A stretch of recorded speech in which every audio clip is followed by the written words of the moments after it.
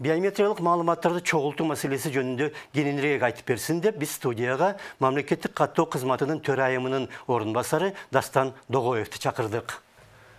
Дастан Давлетович, рахмат біздің студияға келіп, суроолорго жооп берүүгө макул болгонуңуз үчүн.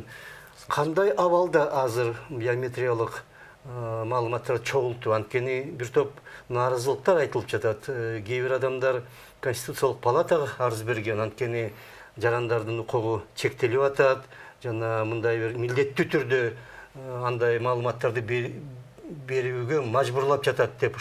Ушундай тоскоолдуктарды кантип чечесиңер силердин кызмат? Чоң рахмат берген сурооңузга. Биринчиден эскертип кетет элем. Бул иш-чаралардын баары жана мамлекет менен бекитилген, Кыргыз Республикасынын өкмөтүнүн бекитилген планын ылайык алкагында өтүп жатат. Азыркы вакытта биздин каттоо кызматы менен бүт техникалык жана программалык каражаттар даяр. Азыркы вакытта республика боюнча 700гө жакын жанагы биометрикалык маалыматтарды чогултуу түйүндөрү түзүлдү, ачылды. Бүгүнкү күндө 150 миң жарандын биометрикалык маалыматын чогултуп алдык. Азыркы вакытта тенденция жакшы деп айтсак болот. Эми сиз айтып кеткен жанагы ошо жарандардын арыздары боюнча биз эми айтып кетет элек. Биринчиден азыркы вакытта биз жанагы Кыргыз Республикасынын мыйзамы чегинде иштеп жатабыз. Анын 5-беренесине ылайык ар бир жаран 16 жаштан баштап биометрикалык каттоодон өтүүгө милдеттүү. Бирок Конституциялык палата менен бул суроо боюнча тууралуу чечим кабыл алса, мен ойлойм, ошол мыйзамга атайын өзгөртүү киргизилет. Бирок биздин бул долбоорго, биздин компанияга эч кандай тиешеси жок деп ишенем. Биздин ишибиз, биздин долбоорубуз улана берет. Бирок жанагыдай корккондун негизи бар да. Мисалы үчүн жанагы персоналдуу маалыматтар чогултуп алып, алар бир жерде болсо, аны кылмыш чөйрөсүнөн бирөөлөр урдап кетсе, чын эле зыян тиет жана жарандарга. Ошол мыйзам менен бирок турмуш жанагыдай болуп кетиши мүмкүн. Ошонун корккону негиздүү да. Ошол коркунучту кантип жойуш керек? Эң туура айтасыз. Бул деген ошо маалыматтык коопсуздук боюнча көтөрүлүп жаткан суроо. Маселе бул суроо маселе боюнча биз иштеп жатабыз. Биринчиден ошол бул ошол маалыматтык коопсуздук боюнча эки тараптан иштер жүрүп жатат. Бул биринчи тарап ошол биометрикалык маалыматтарды чогултуу техникалык жана программалык каражаттар ошол деңгээлинде иштелип жатат. Биринчиден ал жана биометрикалык маалыматтарды чогултуп жаткан операторлор бар да. Алар атайын текшерүүдөн өтөт. Текшерүүдөн өткөндөн кийин биз аларды биздин ошо мамлекеттик коопсуздук комитети текшерет. Андан кийин операторлор атайын окуудан өтүшөт. Ал окууда бүт ошол каражат менен кандай иштеш керек, жабдуулар менен, аны кандай сакташ керек. Андан тышкары ошол программалык жана шарттар түзүлгөн. Бул деген ошол криптографиялык технологияны колдонуу, ал маалыматтарды башка, мисалы үчүн деген маалыматты сактоочу бир жабдуу менен алып кетпеш үчүн атайын программалык жана системалык эмелер, шарттар каралганда. Ошондуктан биз дагы бир жолу кайрылып кетет элем биздин жарандарга. Азыркы вакытта маалыматтык коопсуздук боюнча, бул ушул системанын комплекстин коопсуздугу боюнча бүт иш-чаралар жүрүп жатат. Анан биздин Кыргыз Республикасынын мыйзамына ылайык бүт шарттар түзүлөт. Анан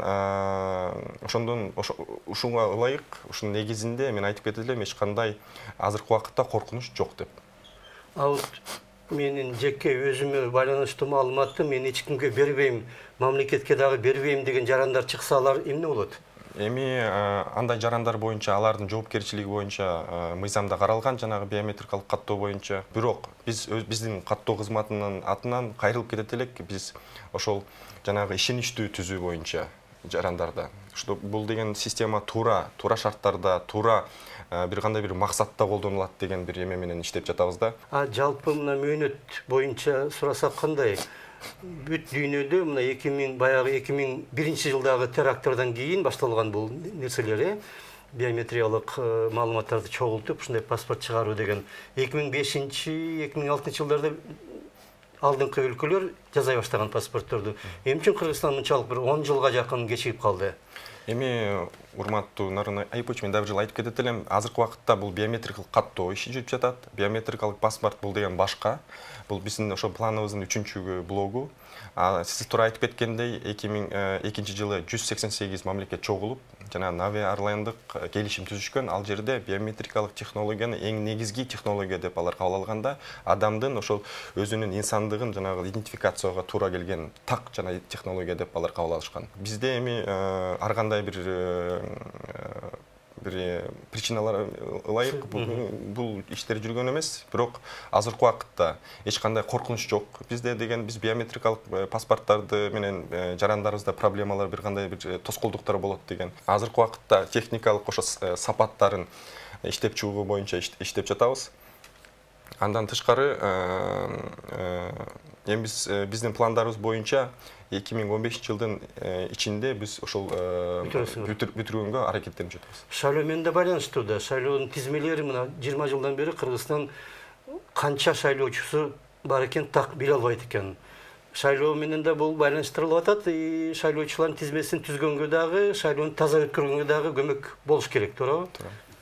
Эми бул суроо боюнча биз ошол жанагы иш-чаралардын дагы бир максаты бул деген жанагы шайлоочулар тизмесин түзүү боюнча. Эмне үчүн дегенде, бул ошол шайлоочулар тизмесинин сапатына аябай таасир этет да. Ошондуктан бизде бир ошол система болуш керек, бир база болуш керек. Ошонун негизинде биз шайлоочулардын тизмесин түзгөнгө.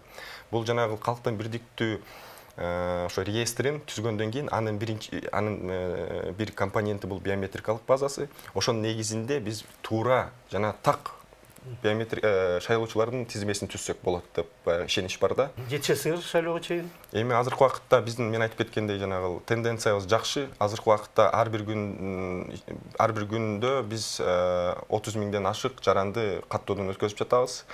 Ушундай тенденция болсо, биз ошо жана коюлган срокторго жетишебиз деп ишенебиз.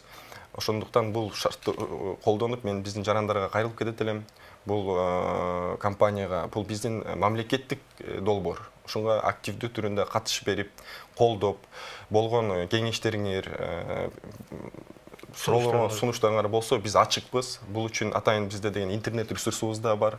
Ал жерге кирип, ошо өз сунуштарыңарды берсеңер, биз аларды милдеттүү түрүндө карап, анан аларды ошол ишке чыгарыш максатында иштейбиз. Рахмат, студияга келип, баарын маселелер менен кошо айтып бергениңиз үчүн биз сизге ийгиликтерди каалайбыз. Рахмат. Жумалык программасынын суроолоруна мамлекеттик каттоо кызматынын төрайымынын орун басары Дастан Догоев жооп берди.